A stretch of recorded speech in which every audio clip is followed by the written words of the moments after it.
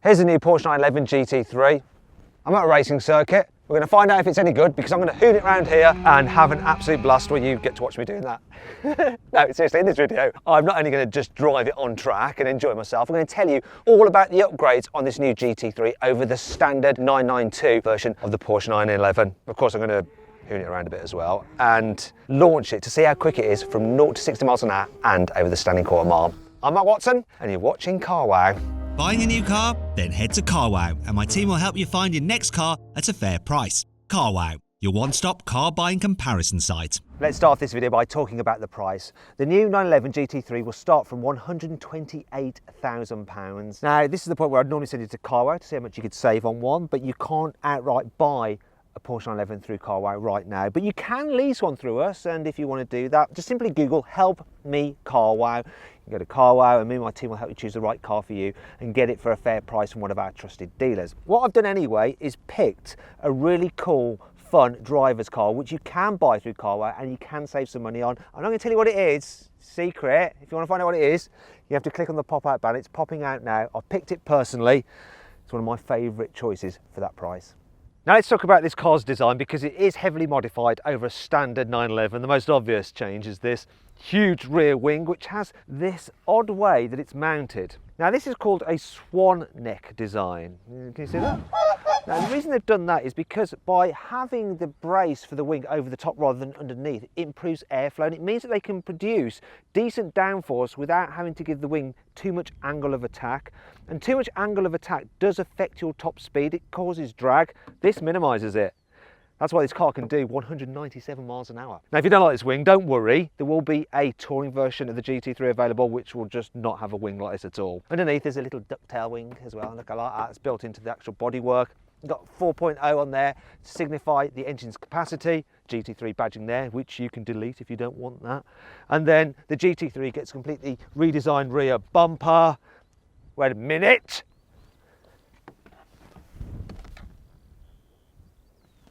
What the f is that? It's a fake vent on a GT3. Let's move on. At least this diffuser isn't fake, it does actually work. And a key characteristic of a GT car, the exhaust pipes centrally mounted rather than out to the side like on the normal 911. From the side, there aren't many changes over the standard 911. You do have a slightly wider front track by 48mm. These side skirts here in black. Classic GT3 central locking wheels like you get on a racing car. If you've got the carbon ceramic brakes, then you get yellow calipers. You can also get different colours on the wheels if you want them. You have to pay extra, of course. Likewise, you have to pay extra if you want these carbon fibre door mirrors. And it's £2.5 grand if you want the carbon fibre roof. I think if you're paying this kind of money, you may as well get that carbon roof because it just looks cool. Here at the front, there are some big changes. The GT3 gets a completely redesigned front bumper, lower splitter as well, improves your airflow, your downforce, and cooling of the radiators. Look, there's vents absolutely everywhere. Vents here as well on the bonnet, which brings on to this. Look, bear with me. Check this out. So, according to Porsche, this GT3 is the first mass-produced car in the world to get, wait for it, to get a carbon fibre plastic reinforced bonnet. There you go. Now let's talk about the chassis upgrades, and I'm actually starting off inside because this car actually sits low to the ground by 20mm compared to a normal Carrera 2S. And the spring rates are twice as stiff as on that car. But to ensure that it's not completely awful to drive on the road, you do get special adaptive dampers designed for this car to make sure that you can live with it as a daily as well as hoon it on track. That isn't the most interesting thing about the suspension though. You see, this car actually shares its front suspension setup with the 911 RSR race car. It's the first road-going 911 to have double wishbones on the front rather than McPherson struts. It's big news that. To make sure that the GT3's new front end suspension system doesn't completely run away from the rear end, they've had to tweak the rear suspension as well. And all round, the car is fitted with racing style rose joints to make it more responsive and give you a better feel. I'm not going to explain what rose joints are here, not because I have no idea, it's because it's long-winded and boring. Just Google it. Hey Google, what are rose joints? Sorry. Now, if you're not happy with the way the guys and girls at Wysack have set this car up, don't worry. You can just head down to your local tyre fitter and they can adjust everything, the camber, the toe angle and the anti-roll bar stiffness. I'm sure it'll be much better then. The GT3 also gets rear wheel steering as standard. Now I'm not going to bore you with how that works, but if you need to know, let's do it again. Hey Google, how does rear wheel steering work? Sorry for triggering your Google systems. Back from a search. Oh, I did it to myself. Classic. The GT3 comes with a limited slip differential as standard over the rear axle, and that can send power to the wheel with the most grip to help blast you out of turns. The GT3 has some seriously big brakes. As standard, you get steel discs, and at the front they're 408mm in diameter, which is the same size as the brake discs on the turbo. Though on the GT3, they're 17% lighter and they're internally ventilated rather than drilled. This car actually has the optional carbon ceramics. Then you have 410mm discs up front, gripped by 6-piston calipers. At the back, 390mm discs, gripped by 4-piston calipers. Let's see how good these brakes are. I'm going to do a full emergency stop from 70 miles an hour. See how long it takes to stop. Here we go. Oh, the ABS is going crazy. Right, it stopped from 70 miles an hour in 41 metres. It's impressive. Now you obviously want me to launch this car and see what it does to 60 miles an hour and over the standing quarter mile. Well, that's coming up later on. Let's crack on with the rest of the review first. Now let's talk about this engine, because it's motorsport derived, 4 litre, naturally aspirated, flat 6, 510 horsepower, 470 newton meters of torque, and a red line at 9,000 RPM. Oh yeah, it loves to rev. Now do you want to hear it? Of course you do. I'll just start it up. Oh yeah, have a listen to this. Soft limiter. Can I get round it?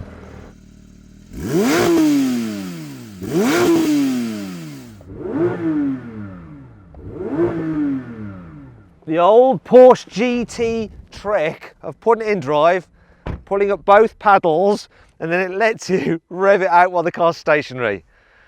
Sounded awesome. Here on the inside, the GT3 gets a few upgrades over the normal 911. So as standard, you get Alcantara on the steering wheel, and there's Alcantara here on the inlays and on the glove box, and here on the gear gaiter. Speaking of which, rather than the little selector you get in the normal 992 for the automatic gearbox, you have like a proper old school lever.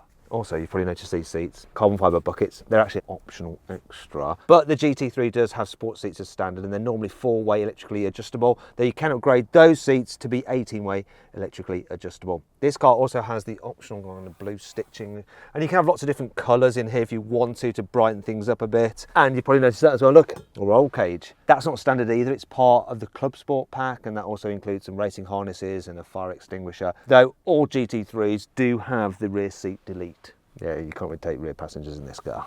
They probably wouldn't enjoy it anyway, they'd be frightened. Obviously the GT3 isn't as practical as a normal 911, but it does have the same size front boot or fruit, and I'll illustrate it now by getting into it obviously. Look, 132 litres, which isn't massive, but I can just sit in here and I could take a little bath.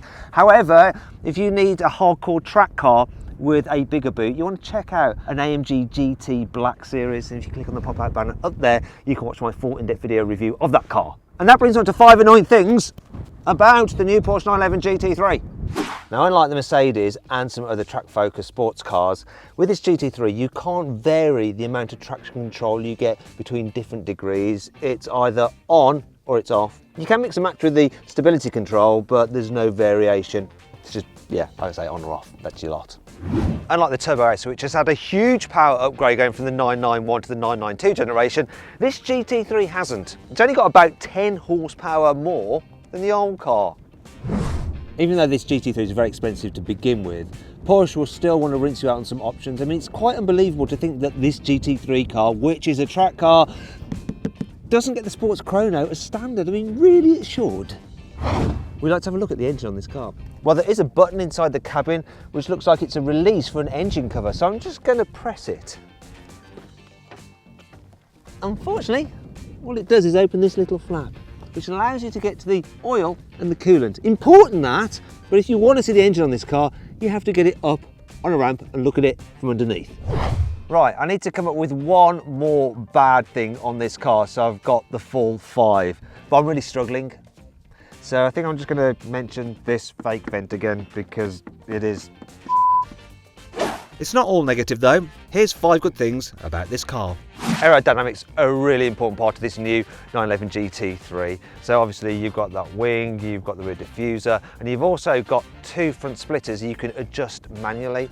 Now, as standard, this car has 50% more downforce than the 991 GT3. You put that rear wing in its most aggressive position, it has 150% more downforce. The gearbox also saves a bit of weight. You see, this PDK dual clutch automatic gearbox has 7 speeds, whereas that in the normal 992 has 8 speeds, 1 less ratio, equals a little less weight. It's also faster shifting as well. Plus the gear selector, look, you can use it in sequential mode, move it up and down like that if you want to change gear that way rather than just using the pedals. Yes, the car isn't happy because I've put it out of park while we're stationary. Of course, being a GT3, you can get a manual version as well if you'd rather have that. Instead of Porsche's usual normal, sport and sport plus modes, there's normal, sport, look, but then there's track. And what that does is kind of change the amount of information on these 2 digital screens, just so you can focus on the ones that matter, the rev counter and the speed. This new GT3 may be slightly bigger and packed with more tech than the old GT3, but it only weighs 5 kilos more. It comes in at just over 1400 kilos. Now, they've achieved that by fitting certain lightweight parts. For instance, this new car gets lightweight glass. Look, you can see it's like reinforced in the back there. That saves 5 kilos over the glass in the old car.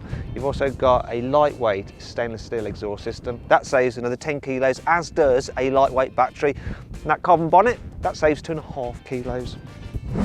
This new 992 GT3 has been timed around the Nürburgring at 6 minutes, 59.927 seconds. So it managed to crack the 7-minute barrier, which is impressive. Now, carwow rules state that whenever I mention the Nürburgring, I need to be kicked in the ass. The old 991. That is the question. But there's no one around here to kick me, so I guess I'm just gonna have to try and do it myself. This is weird. All right, let's see what this GT3 feels like to drive. Let's put it into comfort mode. Very silly. Let's go. Start the only way I know how to start.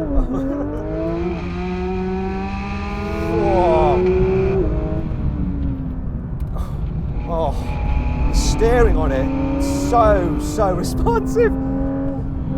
And you feel it like just scrabbling around for traction. It's like hopping like a cup car at the back end. Oh, the brakes are strong. I'll roll it in here, roll it in, be patient, be patient. There, he's doing it again, just hopping around. The sensations are so good through your arse. So good through your arse. Got to brake in a straight line here, otherwise I'll be in all sorts of trouble. Turn it in. Then be patient here, because I don't want to understeer. I want to balance traction, acceleration, because this corner, I need to just be able to manage that understeer, and it does a good job. Brake hard here, hard. Clip the curb, that's good. Then chase the curb here on the power.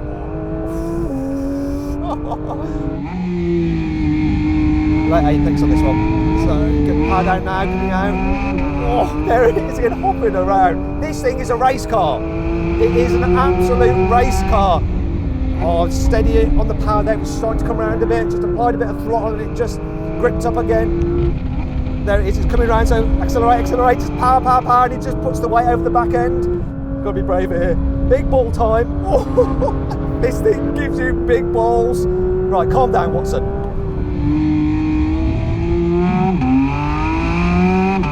It's just cornering so flat. It really is incredible the amount of grip it gets, and it just tells you exactly what it's doing. Hold on the brakes here. Feel the weight transfer. Feel it start to rotate. My GoPro's all over the place. It can't hold on. Looking through the corner. Oh, you can just feel it just hook up as the weight transfers over the rear axle. The tyre just grips into the track. We're going to lose a GoPro, people. What's going to happen to the GoPro? Yes! Stay on, GoPro! Oh, the GoPro. It's all over for the GoPro. So I think that's my time up. That goes to show you what this thing is like. This black tack is brilliant for just holding cameras onto cars, and it just couldn't cope. It couldn't cope with the cheese this thing can pull. Oh, I love that. Awesome. Now it's time to launch the new 911 GT3. Porsche says it'll do 0 to 60 in 3.4 seconds, but I think they might be being a bit conservative. Come on, specialist timing gear here. Left on the brake. Full throttle. Let's go. Oh, no traction issues there. What are we doing? 3.11. What's the quarter mile? Whoa. 11.1. So I didn't have a perfect start.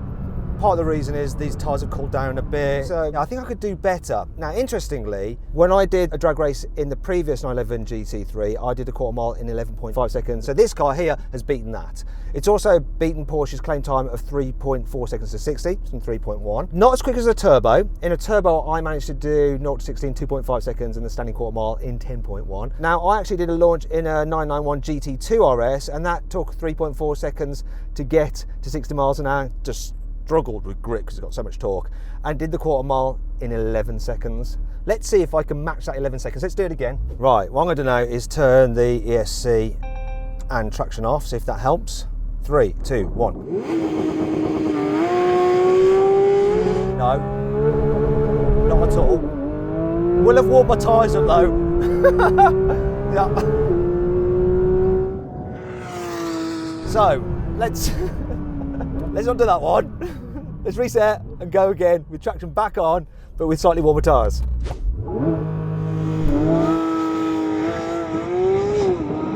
That was better. Come on, what you got? 2.87 to 60. Quarter mile's gonna be good. Come on, what are you gonna do? There we go. Whoa! That is impressive. 10.85 seconds, quarter mile.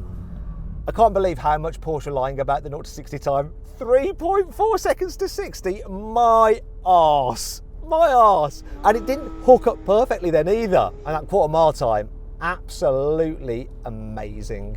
Now, if you want to see me try and launch the GT2 RS, just click on the pop-out banner up there. You can go watch that video. Oh, this thing is immense. Do you know what? I feel like I've forgotten to do something. What is it? Oh yeah, I remember. Silly me.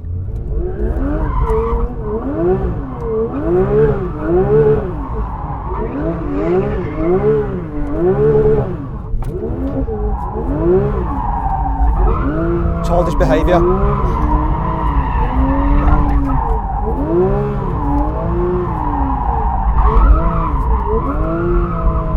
Right, that's enough of that. I think that's all the review boxes ticked now, isn't it?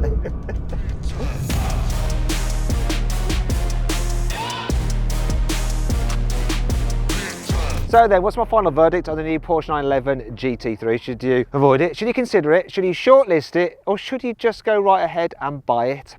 Well, I reckon you should avoid the 911 GT3, because if you buy one of these, absolutely every other car you ever drive will seem boring. Actually, go right ahead and buy it and never sell it, and all will be fine. Hey, if you enjoyed the video, please give it a like. Also, let me know of any other videos you'd like me to do in the comments below. If you click there, you can watch some more videos, and if you click on that box there, you can actually sign up to the carwow newsletter, where we'll keep you up to date of all the latest news and reviews from the car world in between these video uploads. So just click on that, sign up, it's completely free, and of course you can cancel anytime you want to.